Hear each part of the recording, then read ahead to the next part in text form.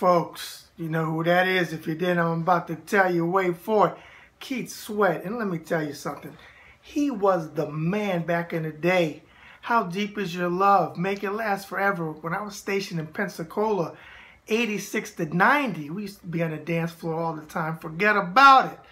Now, that's Keith Sweat singing Twisted. I want to say that was the early 90s. So at that time, I was in D.C. and we used to go to the club on base at Andrews Air Force Base. And afterwards, we would go to the Classics nightclub. So anybody watching, if you remember the Classics nightclub, forget about it. You know you saw me in there back in the day. Forget about it. I was clean and I was on the scene. Forget about it. Let me give you a little bit more of Keith Sweat singing Twisted. Sing it, Keith.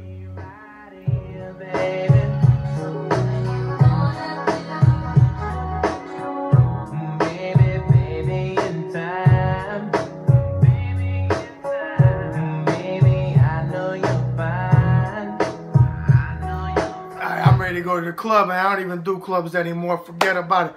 But hey, folks, you know what time it is, and if you forgot who I am and you're living under a rock, forget about it. I'm the man with the brown fedora tonight, the pinky ring and the New York thing. Forget about it. Brad Berkwood, and this is another RSR video email bag show. Now, you want to get on my next show? Send your questions in to Ringside Report 2014@gmail.com. Again, that's Ringside Report 2014@gmail.com. Now make sure you subscribe to the Ringside Report, RSR for short, YouTube channel. Forget about it. If you want to advertise or you want to sponsor on the RSR video email bag show with yours truly, send serious, tell them Stacks, business inquiries to, wait for it, Ringside Report 2014@gmail.com. Finally, the book. Close-up shot. Close-up shot. One more time. Boxing interviews of a lifetime by the cat with the many fedoras, the pinky ring, and the New York thing. Forget about it, me. Go to authorhouse.com to purchase your copy. And again, I keep saying it. Why do I got to keep saying it? Your Mama Luke's, even though I love you. I will sign the freaking book. Postage and handling to Tulsa and back, and you got it made. You know what I'm saying, man? You know what I mean, Jelly Bean? Forget about it. All right? Say hello to my little book. All right, so it was a takeoff on Scarface. Now, without further ado, let's get into your questions. First question is, yo, Bad Brad, have you heard about this cage boxing shit? Okay. Is boxing going to the cage or something? I've been hearing mad shit. You like to say shit, this guy.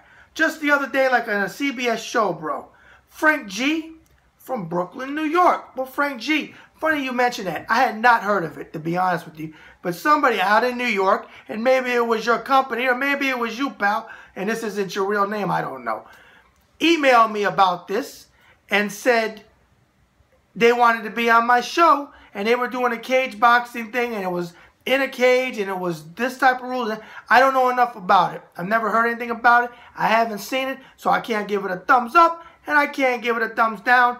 If you have a link, send it in to my email, ringsidereport2014@gmail.com. My assistant will put it with the questions, and I'll take a look at it. Maybe I can talk a little bit more in depth. But hey, if you're from Brooklyn, pal, you need to send me some pizza from there and some garlic knots. Frank, forget about it. Next question. Hello, Bad Brad. Big fan of yours. I really enjoy your shows. Well, thank you. My question, do you have any news on when Trey Lippe Morrison is fighting next? Thank you, and God bless. Chris, England. Well, Chris, thank you for writing in from across the pond. Give my best to the Queen. Forget about it. Trey Lippe Morrison had a hand injury in his last fight when he knocked the guy out. I forget his opponent's name. Hawkins is his last name. Forget his first name. I think it might have been Thomas Hawkins. And if I'm wrong, it definitely was Hawkins. He hurt his hand. He had surgery on it. Trey and I talked after the fight. Unfortunately, that video interview didn't come out good. The audio was messed up on it. He's recouping. And he's one of those guys that takes the sport very seriously. So I don't know if he's in the gym right now and doing what he can around his hand or whatever the case may be. But he will be back. He's not fighting tomorrow night, which, by the way, tomorrow night on Showbox is live from the Buffalo Run Casino. And Dylan Cook, who's part of the 4-state franchise, is the co-main event, and he's fighting, obviously. And Jesse Cook is a swing bout, I believe. And if the fights go, if they're all knockouts, they may have that swing bout on TV. But Trey isn't fighting, and I believe Kenzie Morrison is also fighting on the undercard as well in a non-televised bout. Trey will be back, and right now, that's about it as far as Trey. If I see him at the fights tomorrow, I'll get an update for you. Tune into the next show. All right, last question. Ciao, paisano. I got a question.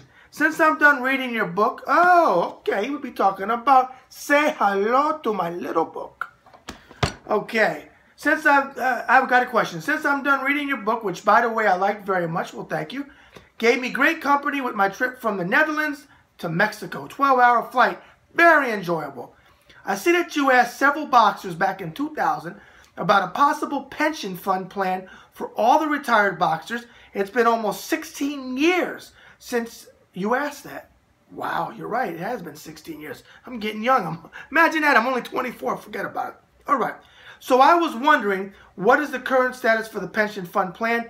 Any steps forward? By the way, are you planning to write another boxing book? Thank you. Signed, Mama Luke, which is Luca B. My man, who's a guy from our Facebook forum, used to write for Ringside Report. Fantastic guy. Just had a beautiful little baby. He's so handsome. And after he says mama and daddy, he's going to say forget about it. Because I know Luca's going to go ahead and teach him that. All right, Luca B from Amsterdam. Amsterdam. Where anything goes, right, Luca? I know. Never been there, but I knew a lot of guys in the Navy. Them cats told me about the window shopping. Forget about it. All right. So your first question about the pension. Okay. The update is this. Unfortunately, I'm going to go into a little bit of detail because you hit a nerve, a positive nerve with me. I did fight for that retirement fund for a long time. I got very close to John McCain. When I say close, I got to his aid, and I wasn't able to get a meeting with John McCain, but he was aware of me. I asked everybody that interview, whether it was a celebrity, whether it was a boxer, whether it was a manager, whether it was a trainer. Okay? Everybody was for it. There was probably maybe one person in that whole group of 2 people, I don't even remember who they were, that were not for it. Okay, but here's the problem. The promoters didn't want anything to do with it because they don't want to chip in. They want as much money as they can get, which they should put a percentage in along with the fighters.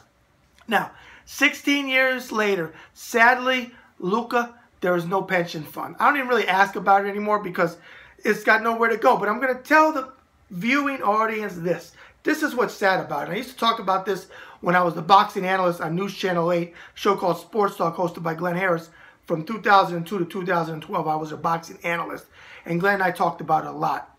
Here's the problem. Here's my bone of contention. The NFL, the NBA, Major League Hockey. Okay, I said NFL. They all, baseball, did I say baseball? If I didn't, baseball. They all have pension plans. Okay? Boxing has nothing. Nothing. Even O.J. Simpson has a pension that they can't touch from the NFL. They can't touch it. They took his house, they took his Heisman, all of that stuff, but they can't touch it. Forget about it. Now, how sad is that? A sport where you're taking hits to the head, hits to the body, where you have people that, for the entertainment of the boxing fans out there, there's no pension plan. Now, I can go into several ways on how to do it. Best thing is pick up my book and find out in people's own words that I interviewed how it could be done, okay? But it's not in place, and it probably will never be in place because the powers to be, and I'm going to throw some of the blame on the fighters too, because if the fighters really want it, they could get it. You have to stand up. It may take a union or whatever. May take, I hate to say the G word, government intervention, but it may. Teddy Atlas has talked about that before, that having the government get involved, because even though we know the government could be corrupt too, you need some type of entity. I think it should be an outside entity, not the government, regulating the fund to make sure everything is done right. Unfortunately, Luca, in 2016, there is still no fund. That's about it. Last question. Bad Brad. Great show on Roy Jones Jr. the other day. He is disgracing the sport. I saw today on Ringside Report that Adrien Broner has a warrant for his arrest for supposed armed robbery with gun. He has just screwed up his career with this one in my mind. What do you think of him as a fighter? Reese J. from Cincinnati, Ohio. Wow, Reese J. First time writing in. Obviously, I don't remember that name. And you're from where he's from. Adrien Broner. Yes, he's a boner. Okay. But you ask me, what do I think of him as a fighter? So he's a boner outside of the ring, but let's just talk about his ring skills. I've always said this, as I called him a boner. He's a damn good fighter in there. He's got a lot of skills. He's not Floyd Mayweather. He tries to be. We got that shtick going on between him and Floyd, which is ridiculous. Okay, I love to see them fight. Love to see them fight. And it'd be the one time that I'd be rooting for Floyd in many, many, many years. I used to root for him when he was Pretty Boy before he got obnoxious and became Money Mayweather, as I call him, Make It Rain Mayweather. I would love to see him knock Adrien Broner out because I can't stand him. If I had to say who could I stand more between the two of them, it's close, personally, but I'm going to say it's Adrien Broner. But as a fighter, he's not a bum. He's a damn good fighter. He's his own worst enemy. Now, he's accused of these things. I don't know if he's guilty or not. We did cover the story. TMZ broke it. I'm all about giving credit, Dan Raphael, to the source, not taking credit for the source. Dan Fatfiel, we know how you roll. I had to get the zinger in there. He knows what he's talking about. Forget about it. Now, Adrien Broner, again, damn good fighter. His own worst enemy. He'll probably go into the Hall of Fame. He gets a couple decent wins. If he is able to fight again, he'll probably go into the Hall of Fame. Multiple weight division champion. But his outer ring exploits screw him up. He almost makes, I didn't say completely, almost makes Floyd Mayweather Jr. look like a choir boy. And I will say this, I do have an Adrien Broner story. 2012, I was in Atlantic City, and I watched him beat Antonio DeMarco for, I forget what, I don't know if it was junior lightweight, I forget. I think it was junior lightweight title, but I could be wrong. He defeated him. Seth Mitchell was the main event in that card. He got knocked out by Jonathan Banks. Okay, now, he came into another casino where I was eating, and I was at a table of folks. Dusty Harrison was one of the guys there, and I was with Chris Ray and a couple other guys talking boxing. And he came in, and he walked by the table. He spoke, hey, you know, it was cordial. I'll give him that. But behind him, there's probably 10 or 15 people in his entourage. Not a good thing, because I'm sure none of them, from what I heard, paid any fazools towards the bill. He was footing the bill for everything. That's the quickest way. Ask Riddick Bowe. He may not admit it, but ask old Riddick. Okay, Riddick had more uncles than I have freaking forget about it. Okay? Entourages have always been the downfall, for the most part, of any fighter that had a major entourage. And he did. And one was more thuggish than the other, and I was there, and I will speak on that. All right? Again, great fighter in the ring. Not Floyd Mayweather, as much as he would like to be with the shoulder roll and everything else. But he's a damn good fighter. He's a freaking Mamaluke outside the ring, in a bad way. All right, folks. That's another RSR video email back showing it can, as we always say. And as Frank Sinatra sang so eloquently, so long ago, the best is yet to come. Bad Brad out.